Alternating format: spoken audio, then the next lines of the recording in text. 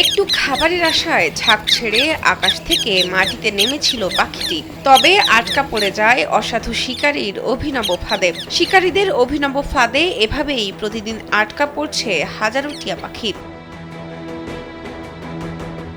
পরে এসব পাখি বিশেষ এক ব্যাগে ভরে দেশের বিভিন্ন জায়গায় নিয়ে বিক্রি করা হয়। এক জোড়া টিয়া পাখি বিক্রি হয় 250 টাকায়, আর লাল রঙের টিয়া বিক্রি হয় 400 থেকে 500 টাকায়। পাখি শিকারীদের সাথে কথা বলে জানা যায়, প্রতিদিন বিভিন্ন স্থানে ঘুরে ঘুরে পাখি ধরেন তারা। শিকারের পরে এগুলোকে বিক্রি করেন। ধানের মাঠে প্রতিদিনই পাখি শিকারের এমন চিত্র দেখা যাচ্ছে ফেনীর পরশুরাম উপজেলার মির্জানগরের বিভিন্ন গ্রামে। এলো ভিশন মুশকিল আসান অফার। যে কোনো ব্র্যান্ডের পুরনো ফ্রিজ নিয়ে চলে আসুন ভিশন শোরুমে আর নিয়ে যান নতুন ভিশন ফ্রিজ 20% পর্যন্ত ছাড়। ধান টাকার পরে একটা জোপ বানাইতে হয়, তারপরে মনে করেন একটা জাঙ্কি বসায় 20 থেকে 30 হাত দূরে রশি লাগাইতে হয়।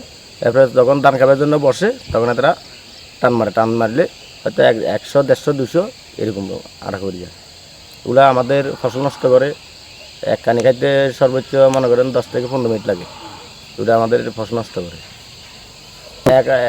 ধান কাটার সাথে সাথে 4-5 হাজার একসাথে আসে। এটা উপজেলার পৌর এলাকা বক্স মাহমুদ, চিথলিয়া ও মির্জানগরের বিভিন্ন এলাকায় গিয়ে এই চিত্র দেখা যায়। শিকারীরা জানান, রাজশাহী ও বরিশাল থেকে এই এলাকায় প্রতি বছর শীত মৌসুমে এসে পাখি শিকার করেন তারা। পরে তাদের থেকে পাইকাররা এসব পাখি নিয়ে শহরে বিক্রি করে। এলাকাবাসী জানান, 15 দিন ধরে 10 থেকে 12 জনের একটি দল জয়চাঁদপুরে জমির পাকা ধানের উপর বিশেষ এক ধরনের ফাঁদ পেতে পাখি শিকার করছেন। তাদের পেতে রাখা ফাঁদে প্রতিদিন হাজারো পাখি আটকা পড়ছে। পরশুরাম উপজেলা বন কর্মকর্তা আবু নাসের জিয়া জানান, পাখি শিকারের বিষয়টি শোনার পর খোঁজ নেওয়ার জন্য সোর্স নিয়োগ করা হয়েছে। কেউ যদি এখানে জড়িত থাকে 1 বছর কারাদণ্ড এবং 50,000 টাকা জরিমানা অথবা উভয় দণ্ডে দণ্ডিত হতে পারে। একই কাজ যদি একই অপরাধ যদি একই ব্যক্তি যদি দ্বিতীয়বার করে তাহলে তার 3 বছর কারাদণ্ড, 2 লক্ষ টাকা জরিমানা অথবা উভয় দণ্ডে দণ্ডিত হতে পারে।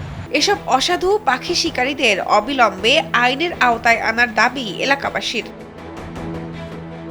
শাহনাজ পারভীন, কালবেলা।